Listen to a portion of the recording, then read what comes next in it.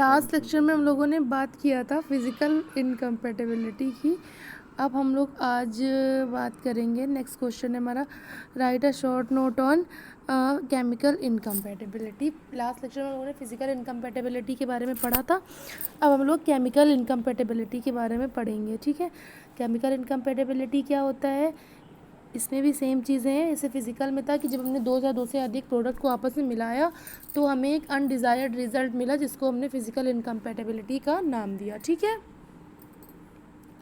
अब उसके बाद केमिकल इनकम्पेटिबिलिटी की बात करें तो यहाँ पे क्या होगा कि यहाँ पे भी जब आपने दो या दो से अधिक इंग्रेडिएंट्स को आपस में मिक्स किया तो वो इंग्रेडिएंट्स जो है उनके बीच में कुछ ऐसी केमिकल रिएक्शन हुई जिससे कि हार्मफुल प्रोडक्ट फॉर्म हो गया, हार्मफुल प्रोडक्ट का फॉर्मेशन हो गया, और इस पूरे प्रोसेस को हमने केमिकल इनकम्पेटिबिलिटी का नाम दे दिया। फिज़िकल में आपने दो प्रोडक्ट को मिलाया था तो अनडिज़ायर्ड प्रोडक्ट बना था। फिज़िकल नाम उसको इसलिए दिया गया था क्योंकि उसमें अपीयरेंस वगैरह में चेंजेस आए थे जो हम फिज़िकली देख सकते हैं, आइज़ के थ्रू देख सकते हैं। केमिकल इनकम्पेटिबिलिटी, इसमें जब आप दो या दो से अधिक प्रोडक्ट को आपस में मिक्स करोगे तो उनके बीच में कोई ऐसी केमिकल रिएक्शन होगी जिसकी वजह से एक हार्मफुल प्रोडक्ट फॉर्म हो जाएगा। उस पूरे प्रोसेस को हम केमिकल इनकम्पेटिबिलिटी का नाम देते हैं, ठीक है। केमिकल इनकम्पेटिबिलिटी जो होती है वो क्यों होती है, किन किन रीज़न की वजह से होती है, या तो फिर ड्रग का या उसमें जो पड़े हुए एडिटिव्स हैं उनके पीएच में कोई गड़बड़ी है, उनका पीएच चेंज है, या फिर उनके बीच में कोई ऑक्सीडेशन रिडक्शन रिएक्शन हो रही है, या फिर उसमें एसिड बेस हाइड्रोलिसिस हो रही है, या फिर कॉम्प्लेक्स फॉर्मेशन हो रहा है। मतलब ये सारे रीजंस हैं जिनकी वजह से केमिकल रिएक्शन होती है। अब इस रिएक्शन को आपको कैसे पता चलेगा कि ये रिएक्शन हुई है, कैसे नोटिस की जाएगी? तो पहला आपका पॉइंट है प्रेसिपिटेशन। अगर ऐसी कोई रिएक्शन होती है तो सबसे पहले प्रेसिपिटेशन स्टार्ट हो जाएगा, प्रेसिपिटेशन। उसके बाद सेकेंड आपका पॉइंट है डीकम्पोजिशन। डीकम्पोजिशन का मतलब है जो हमारा प्रोडक्ट है वो डीकम्पोज होने लगेगा, ख़राब होने लगेगा। थर्ड है आपका कलर चेंज, कलर चेंज हो जाएगा। मतलब ये सारी अगर चीज़ें आप नोटिस कर रहे हो, प्रेसिपिटेशन हो गया, कलर चेंज हो गया, डीकम्पोजिशन हो गया, तो इसका मतलब है कि आपने जो रिएक्शन कराई है या आपने जो प्रोडक्ट्स आपस में कंबाइन किए हैं उनके बीच में कोई ना कोई केमिकल रिएक्शन ज़रूर हुई है, ठीक है। अब बात करेंगे टाइप्स ऑफ केमिकल इनकम्पेटिबिलिटी की। कौन कौन से टाइप्स होते हैं? पहला टाइप होता है बेस्ड ऑन केमिकल रिएक्शन, दूसरा टाइप होता है based on nature of chemical reaction. तो ये दो इनकम्पेटिबिलिटी, केमिकल इनकम्पेटिबिलिटी के दो टाइप्स होते हैं, बेस्ड ऑन केमिकल रिएक्शन, दूसरा होता है based on nature of chemical reaction, ठीक है। तो जो केमिकल इंटरेक्शन वाला पे बेस्ड है फार्मास्यूटिकल केमिकल इनकम्पेटिबिलिटी, जिसका जो पहला टाइप है बेस्ड ऑन केमिकल इंटरेक्शन, इसके भी दो पार्ट्स होते हैं, पहला टॉलरेटेड, दूसरा एडजस्टेड। टॉलरेटेड का मतलब क्या हुआ कि मतलब अगर आपने कोई भी ए बी सी, मान लीजिए तीन प्रोडक्ट हैं आपके पास ए बी सी, आपने उनको मिलाया, ए को बी में मिलाया, बी को सी में मिलाया, ठीक है, और कोई केमिकल इनकम्पेटिबिलिटी कॉज हो गई, तो आप क्या करोगे, आप फिर उसमें उसका सीक्वेंस चेंज कर दोगे। टॉलरेटेड का मतलब क्या होता है, सहनशील। मतलब अगर आपने उसका सीक्वेंस चेंज कर दिया, उसका मिलाने का जो क्रम है वो बदल दिया, चेंज कर दिया, तो वो टॉलरेटेड हो जाएगी, मतलब फिर वो इनकम्पेटिबिलिटी दूर हो जाएगी। मिलाने का क्रम चेंज करने का मतलब क्या है कि जैसे आपने पहला आपका प्रोडक्ट है ए, दूसरा बी, तीसरा सी, आपने पहला क्या किया था, ए को बी में मिलाया था, बी को सी में मिलाया था, उससे आपका एक हार्मफुल प्रोडक्ट फॉर्म हो गया था। अब आप क्या करेंगे, अगर आपको हार्मफुल प्रोडक्ट को हटाना है, केमिकल इनकम्पेटिबिलिटी को रिमूव करना है, then you will change the sequence of adding. जो इतनी भी चीज़ें आपने ऐड की हैं उनका सीक्वेंस आप चेंज करोगे, बी को सी में मिला दोगे, सी को ए में मिला दोगे। मतलब ये टॉलरेटेड इनकम्पेटिबिलिटी ऐसी इनकम्पेटिबिलिटी होती है जिसमें केमिकल इंटरेक्शन को मिनिमाइज़ किया जा सकता है या रिड्यूस किया जा सकता है by changing the order of mixing of the ingredients, ठीक है। आप जब जितने भी इंग्रेडिएंट्स को आप मिक्स कर रहे हो उनके क्रम को बदल दो तो आपकी इस तरह की इनकम्पेटिबिलिटी को मिनिमाइज़ किया जा सकता है। बेस्ड ऑन केमिकल इंटरेक्शन का ये पहला टाइप था। अब दूसरा टाइप क्या है, एडजस्टेड। एडजस्टेड का मतलब है कि इसमें आपको कुछ एडजस्टमेंट करना पड़ेगा। अगर कोई केमिकल इनकम्पेटिबिलिटी कॉज हुई है तो उसको प्रिवेंट करने के लिए आपको कोई ना कोई सब्स्टिट्यूट या कोई ना कोई एडिटिव ऐड करना पड़ेगा या कोई ना कोई रिएक्टिंग एजेंट ऐड करना पड़ेगा जिससे कि ये इनकम्पेटिबिलिटी रिमूव हो जाए। तो मतलब इसका क्या है कि टॉलरेटेड में आपको अदर कुछ ऐड नहीं करना था, जो चीज़ें ऐड थी उनका ही सीक्वेंस चेंज करना था। पर एडजस्टेड में क्या है कि आपको अलग से एक प्रोडक्ट ऐड करना पड़ेगा उस इनकम्पेटिबिलिटी को रिमूव करने के लिए। तो ये आपका पहला था बेस्ड ऑन केमिकल इंटरेक्शन। अब आपका दूसरा है based on nature of chemical reaction. तो इसमें भी दो टाइप के हैं, एक इमीडिएट है, दूसरा डिलेड। ठीक है, इमीडिएट का मतलब क्या हुआ कि जब आपने कोई भी केमिकल रिएक्शन कराई, मतलब कोई भी प्रोडक्ट को आपस में मिक्स किया, तो जो केमिकल रिएक्शन हुई वो बहुत इमीडिएटली हो गई after combining the ingredients of prescription. ठीक है, इन उस प्रिस्क्रिप्शन के इंग्रेडिएंट्स को मिक्स करते समय कोई ऐसी रिएक्शन, केमिकल रिएक्शन जो बहुत जल्दी हो गई, उसको आपने नाम दिया इमीडिएट का।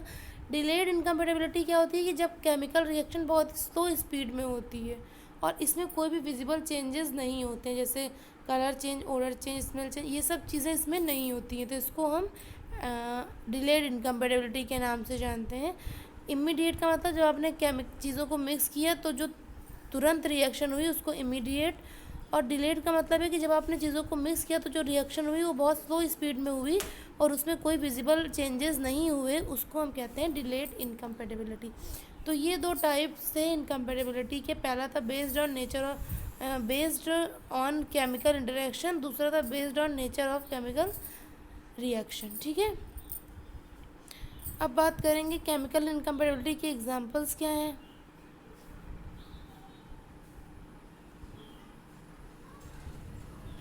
केमिकल इनकम्पेटिबिलिटी के एग्जांपल्स क्या हैं कि या तो इंटरेक्शन के दौरान प्रेसिपिटेट फॉर्म होने लगेगा, और प्रेसिपिटेट की जो फॉर्मुलेशन होती है, जो प्रेसिपिटेट फॉर्म होता है वो डिफ्यूजिबल होता है और इनडिफ्यूजिबल होता है। ठीक है, इसका एग्जांपल जो आपने वहाँ पे मांगा, वो किया था कि मतलब केमिकल इनकम्पेटिबिलिटी के जो एग्जांपल्स है वो क्या है, या कैसे हमको पता चलेगा कि केमिकल इनकम्पेटिबिलिटी है। तो प्रेसिपिटेट अगर फॉर्म हो रहा है तो इसका मतलब वहाँ पे केमिकल इनकम्पेटिबिलिटी है। और प्रेसिपिटेट कैसे, केमिकल इनकम्पेटिबिलिटी में प्रेसिपिटेट फॉर्मेशन कौन कौन से टाइप्स होते हैं, पहला डिफ्यूजिबल, दूसरा इनडिफ्यूजिबल। और इसको रिमूव करने के लिए दो मेथड दिए हैं, मेथड ए और मेथड बी। मेथड ए जो है वो आपका डिफ्यूजिबल प्रेसिपिटेट के लिए है और मेथड बी जो है वो आपका इनडिफ्यूजिबल प्रेसिपिटेट के लिए है। मेथड ए में क्या करेंगे, मेथड ए का प्रोसीजर ये है कि सबसे पहले जब हम इस मेथड को अप्लाई करेंगे, जब सबसे पहले हम इस मेथड को अप्लाई करेंगे तो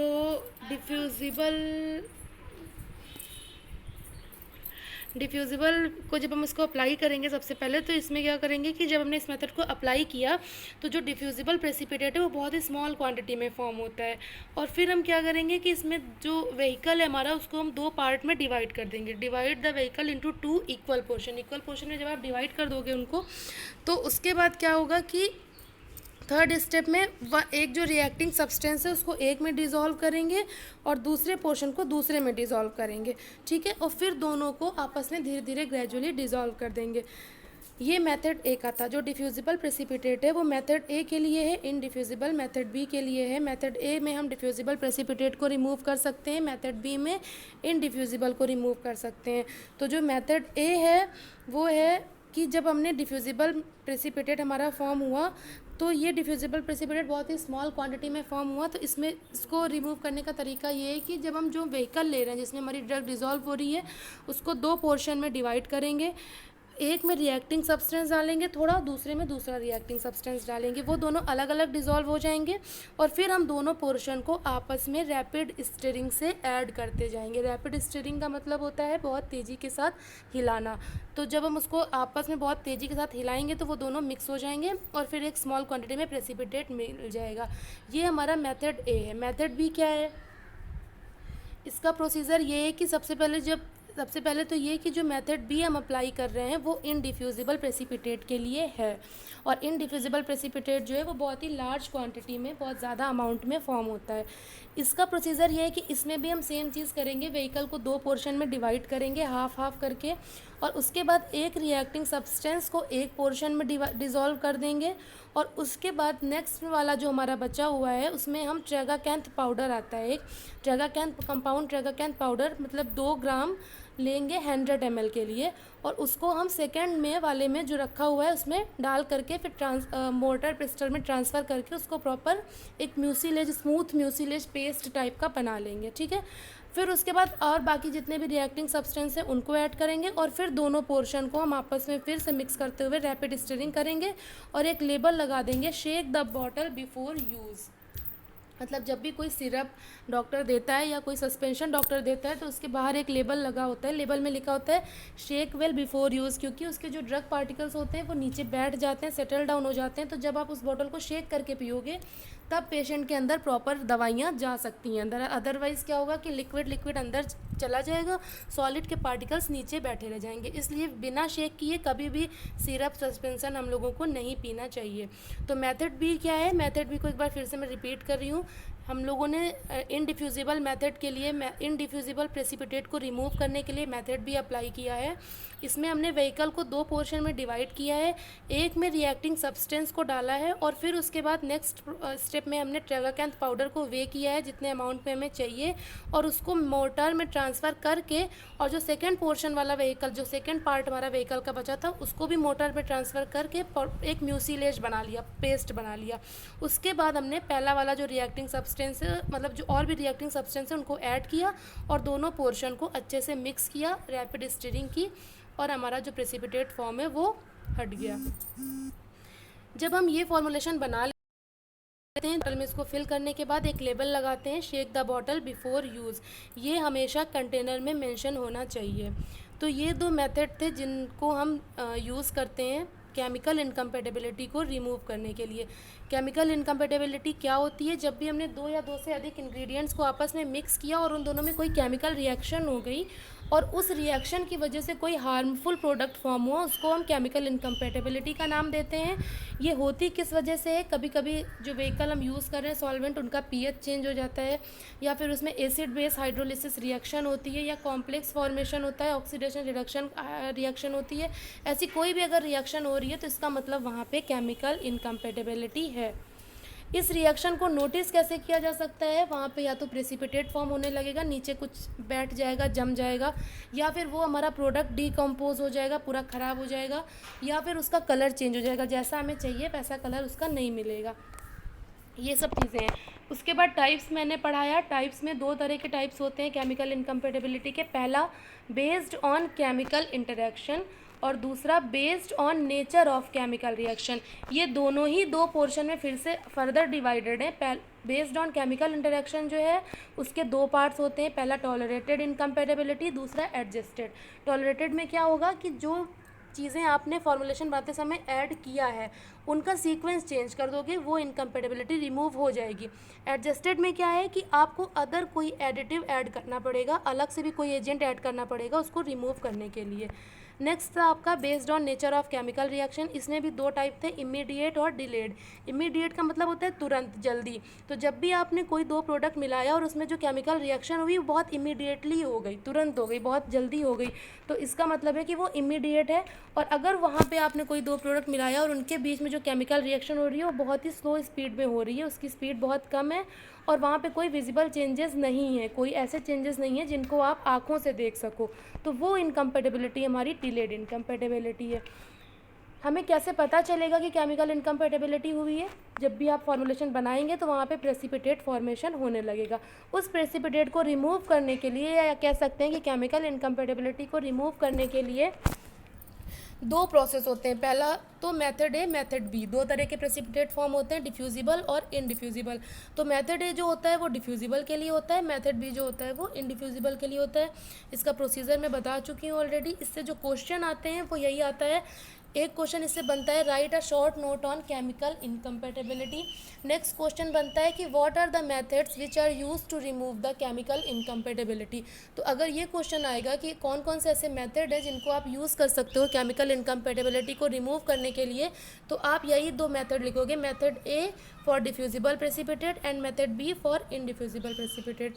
तो ये हमारा आज का टॉपिक यहीं पे ख़त्म हो जाएगा। उसके बाद नेक्स्ट लेक्चर में हम नेक्स्ट टॉपिक पढ़ेंगे जो है थेराप्यूटिक इनकम्पेटेबिलिटी, और इसी के साथ ये चैप्टर हमारा ख़त्म हो जाएगा।